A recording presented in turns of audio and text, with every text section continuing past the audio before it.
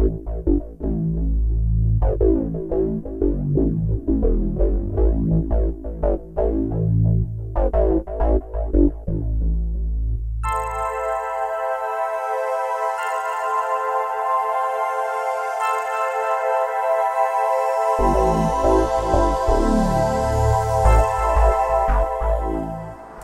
it seems like ages since I did my last blog, and in all truth it probably is.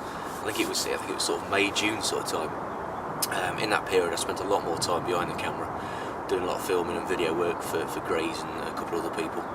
And I've been doing a fair bit of video editing as well, both for the Grays Carp side and the course side as well. So it's been alright, and I do prefer being behind the camera these days, I must admit. But I thought I'd let you know what I've been doing just recently, and I've kind of been all over the place. I mean, the last one was down the Nene Valley on the syndicate.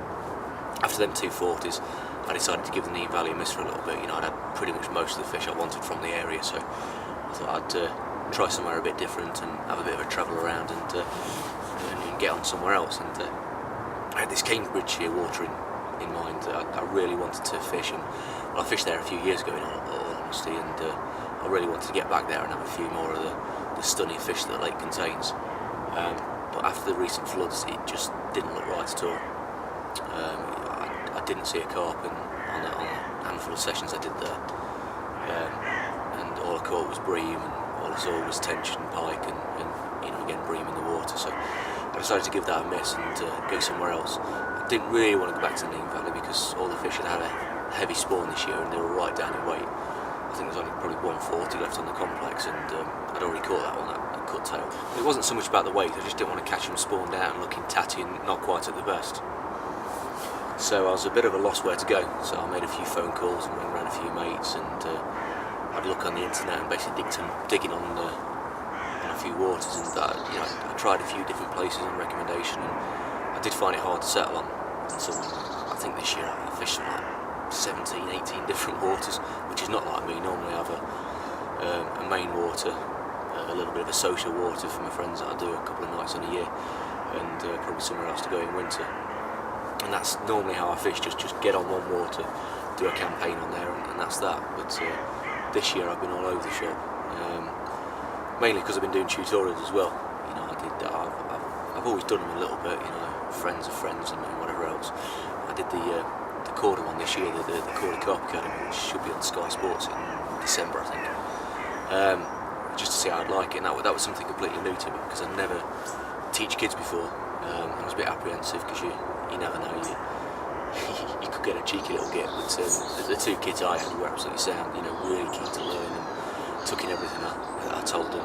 I shouldn't say kids because they weren't kids, they were young lads, you know, they're teenagers.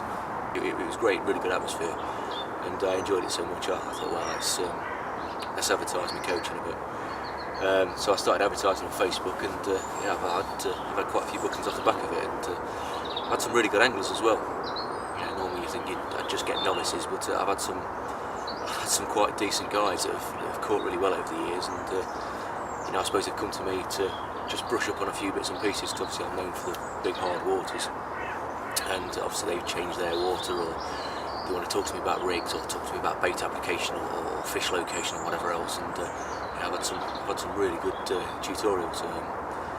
Not everybody wants publicity, so I can't put everybody's catches up here, but did have a good couple of nights session with Carl Williams, and he caught some nice dark fish from a water local to me in Burton-on-Trent. So it was nice to catch a few fish local, and yeah, I've got a few more booked through the autumn and early winter, which should be interesting. Obviously, keen anglers are doing it this time of year, but yeah, it's all good and going well. But back to me and fishing. Like I say, I've been going all over the place, trying to find somewhere to settle into, and I've struggled, to be honest. But I have found somewhere now, and this is where I am, with the rods out in the middle of October, but I'll do the next blog on here. But apart from here, I fished the water inside the M25 in London, in a bit of a built-up area. It's kind of well, it hasn't been fished much before, let's put it that way. And I did it with a mate called Mikey, mainly kind of turning up after dark and just doing a quick night and disappearing just after dawn. But we did manage to do one full day on there, and we had a good result.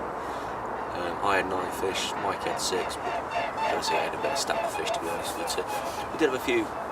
Well, he had a 33, that was the biggest. I had a few mid-20s up to about 26, and it was a very eventful day. And that session was all about the hinge stiff rig. I had 3 rods out. I had 7 fish on one rod, 2 fish on the reverse snowman, but the 7 were all on the little hinge stiff, that fish, and it was crackers. They just wanted that rod all the time, even though all 3 rods were on the same baited area. They just wanted that little hinge stiff, and that tripped the fish up. And yeah, nice little session that was. Like I say, I fished all over. I had a couple of fish from a few different waters, and then I decided to have a little go on the Nene Valley. Not a proper go, just when I had one night free. And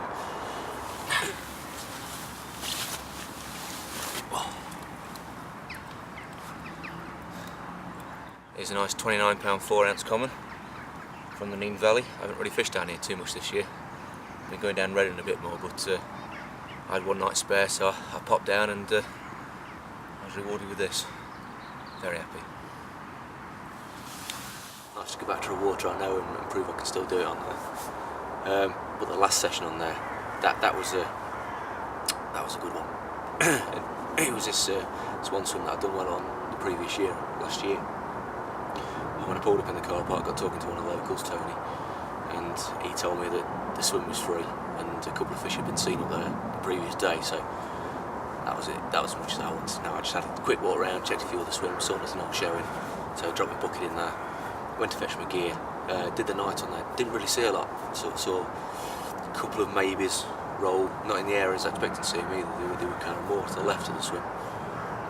Weren't 100% sure they were carp, but I had a feeling that they were. So nothing happened at night, nothing happened in the dawn. And then dinner time, I thought I'd have a bit of a walk around, see if I could find some fish elsewhere. And the bobbin just slowly inched up, pulled up to about half mast, held there for a bit. And I was wondering if it was a line or a bit of tail or whatever, and then just tightened right up. It didn't pull out the clip, but just stayed up tight near the rod butt. So I knew there was something on the end. It was kind of a breamy bite, so I was a bit sceptical when I hit into it. And all there was to start off with was just a dead weight. I could feel the line just plinging off a bit of weed to go in more direct contact with it all. And yeah, I could just feel that the fish was in a bit of weed, and I wondered if the fish was still there or not, or what it was. I just felt a lunge, so I knew there was a fish on the end. I had a feeling it was a carp, but I wasn't 100% sure until I got it moving. But when I did get it moving, it just started going slowly and kiting. I thought, didn't quite know how big it was, and then a few more lunges. I thought, yeah, that's definitely a carp. And it just kind of kited on a tight line round to in front of me, and still wasn't sure how big it was or what the situation was. It felt like heavy weight, but I didn't know quite how much was carp and how much was weed. So then I got it in front of me, and it just slowly pulled the rod down and just went on a slow, powerful run. I thought this could be a big fish. And after a few minutes of playing it, I managed to get it to within about 20 yards of me. It turned on the surface, and there was no weed on the line, and it was all carp. So I knew it was a big girl. It looked like a big girl as well. And then it turned a second time, and I knew it was one of the big commons. The water throws up a few mid-30 commons at this sort of time of year, but it looked bigger than one of them. So my kind of heart was in my mouth, and a bit hoping that I was into one of the targets. And eventually I slipped it in the net, looked in the net, and I started racking my brains to which fish it was. It was a deep fish, so I knew it wasn't blind eye, kind of probably the biggest fish in the lake. And one of the first things I noticed was the size of its mouth. It had a big old mouth on it, big old untouched mouth sort of thing.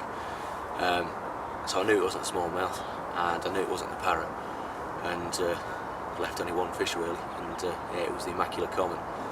Fantastic little result. That was one of the ones I wanted. I wanted that one and blind eye, so I was really pleased to catch it. Come on, you chunk.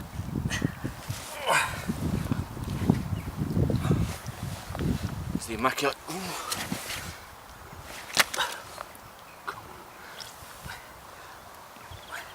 The Immaculate Common, 39.14. One of my target fish from the water, so I'm really happy. It's my first time back here for a while. Been fishing down in Reading up until then, so it's a nice little return. Happy days. After I slipped it back, I stayed on the the water for a couple more nights, hoping for blind eye or maybe one or the other, upper 30s. But then I heard a bit of a rumour that an unknown 38 had been out to the lake next door, which I thought was interesting.